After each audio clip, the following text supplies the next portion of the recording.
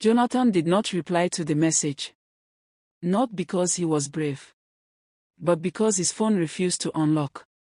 The screen stayed black, as if it had decided this conversation was none of his business. Jonathan placed the phone face down on the bed. He told himself to sleep. Sleep did not listen. Before the story continues, please subscribe, give this video a like, and share it. Your support keeps Stories Beyond TV alive. The next morning, the city felt off. Not broken. Not haunted. Just slightly delayed. Traffic lights stayed green a little too long. People paused mid-sentence like their thoughts were buffering. A man waved for a bus that never came, then calmly waved again, like it was normal. Jonathan watched everything with growing unease. Something had changed. And for once, it wasn't following him. At work, his new job, the one he got without supernatural help, Jonathan sat at his desk, trying to focus. His computer blinked. A file opened by itself. Balance_report.pdf. Jonathan didn't touch the mouse. The document scrolled on its own. Borrowed assistance, closed consequences, active subject status, aware balance, pending. Jonathan leaned back slowly. This is harassment, he muttered. The office lights flickered once. Just once. That evening, Jonathan went looking for Uncle Peter. The shop was still there, between the barber shop and the betting center, but the sign had changed. It now read, Uncle Peter returns and adjustments only. Jonathan pushed the door open. The bell did not ring. Uncle Peter was already standing. You're early, he said. Jonathan crossed his arms. I returned everything. Uncle Peter nodded. Yes. So why is my life being audited?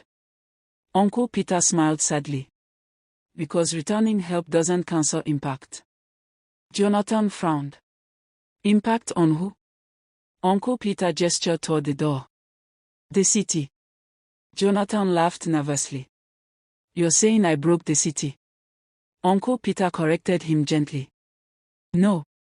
You skipped your turn. Jonathan's smile faded.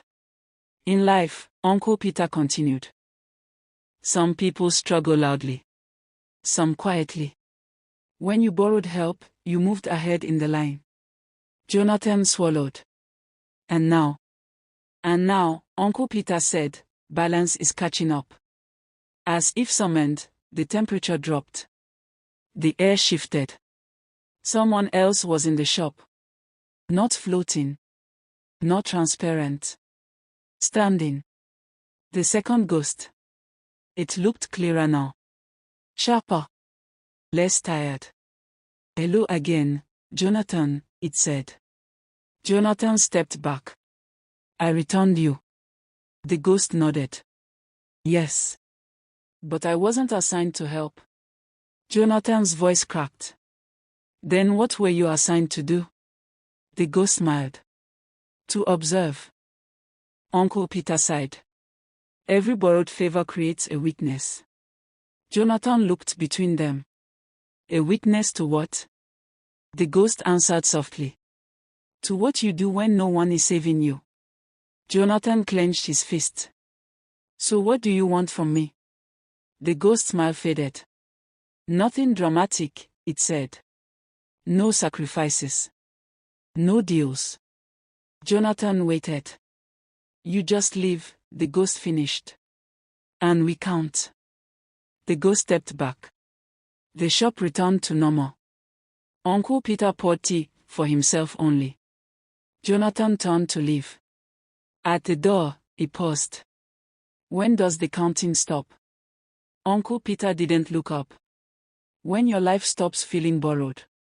That night, Jonathan walked home. No whispers. No signs. No magic. Just choices. Hard ones. Real ones. As he unlocked his door, his phone buzzed again. This time, the screen lit up. Unknown number, balance improving. Jonathan exhaled. Then another message arrived. Monitoring continues. Jonathan stared at the phone, then slipped it into his pocket. Fine, he said to the empty room. Watch. The light flickered once.